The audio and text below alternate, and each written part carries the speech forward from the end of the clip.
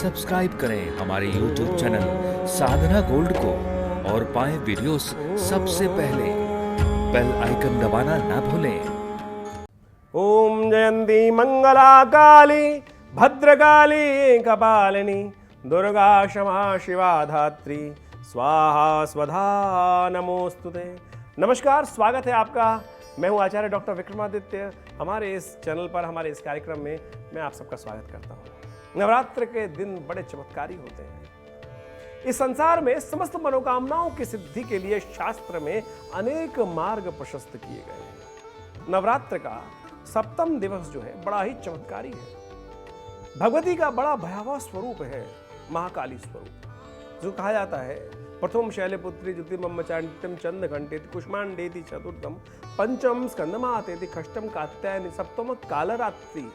कालरात्रि स्वरूप जो भगवती का है वो ऐसा विचित्र है कि जो राक्षस है, जो निशाचर है, जो दुष्ट है, उन सबके मन को भयभीत उत्पन्न करते, मन से भय उत्पन्न करते हैं। और वो स्वरूप भगवती का कल्याण करने वाला भी है। देखिए, संसार में जब तक पाप का अंत नहीं होगा तब तक सज्जनों की सदगति प्राप्त होने का मार्ग प्रशस्त नहीं होगा, क्योंकि सज्जन डरते रहेंगे, काम नहीं कर पाएंगे। तो ऐसे में दुर्जनों का संहार भी आवश्यक है, क्योंकि दुर्जन सज्जनों पर हमेशा विजय प्राप्त करने का कुछ ना कुछ कार्य करते रहते हैं और परेशानी उत्पन्न करते रहते हैं। राक्षसों ने यही तो किया। देवताओं को के शुभ कार्य की तरफ उसमें विघ्न उपस्थित किए, अनेक प्रकार के मार्ग में रोड़े उत्पन्न किए। तभी भगवती ने, भगवान के विभिन्न स्वरूपों ने वहां उपस्थित होकर उन सबके जो गलत मंतव्य थे उनको रोकने का प्रयास किया, उनको रोकने का कार्य किया। ऐसे में भगवती का जो खासतौर पर कालरात्रि स्वरूप है वो वही उदाहरण उपस्थित करता है कि जीवन में समस्त प्रकार के कष्टों को दूर करने का मार्ग बनाता है। माँ भगवती का एक बड़ा चमत्कारी स्वरूप है।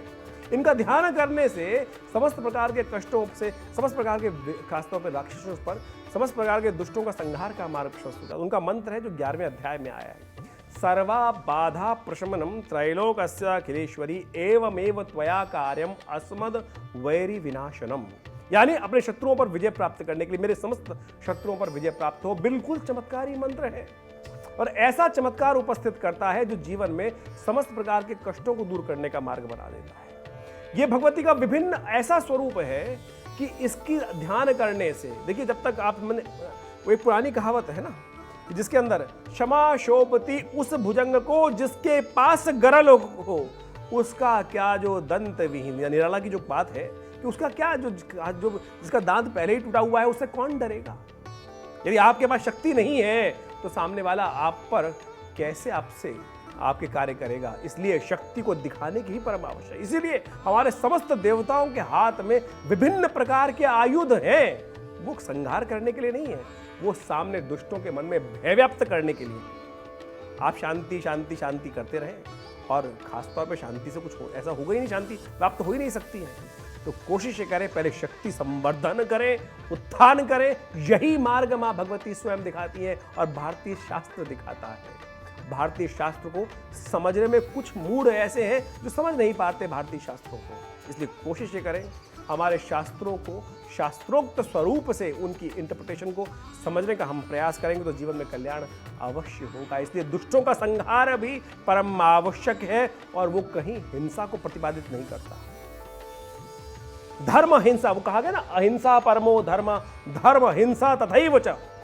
हमारा भारतीय संस्कृति हमें सिखाती है कि अहिंसा जो है वो परम धर्म है, परंतु धर्म की रक्षा के लिए जो वास्तविक तौर पे शस्त्र के साथ शस्त्र का उपयोग करना भी कहीं निषेध नहीं है।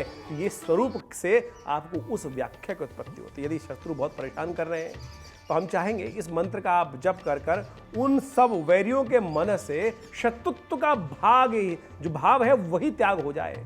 तो इस मार्ग को प्रशस्त करने के लिए आप जीवन में कल्याण का मार्ग प्रशस्त करें। ये एक स्वरूप हमने आपके समक्ष उपस्थित किया, आपके जीवन में कल्याण का मार्ग उपस्थित हो। साथ साथ एक और भी विडंबना विचित्र है, हम सबको माँ भगवती की आनंद स्वरूप में ध्यान करने का प्रयास करना चाहिए। हम सब भगवती के मंदिर में जाते हैं, माँ का ध्यान करते हैं, परेशानियों में घिरे हुए। अरे आनंद, माँ भगवती के सानिध्य में आकर तो बिल्कुल आनंद हो जाना चाहिए। वहां तो ऐसा कवच है कि सब प्रकार से रास्ता मिलेगा। तो इसलिए कोशिश करें इस नवरात्र में माँ भगवती का ध्यान करते हुए जीवन में आनंद का प्राप्त करने के लिए आनंद स्वरूप भगवान का ध्यान करें, परेशानियों को भूल जाए उनके चरणों में जाकर। जीवन में कल्याण मार्ग प्रशस्त होगा, आपकी मनोकामना सिद्ध होगी।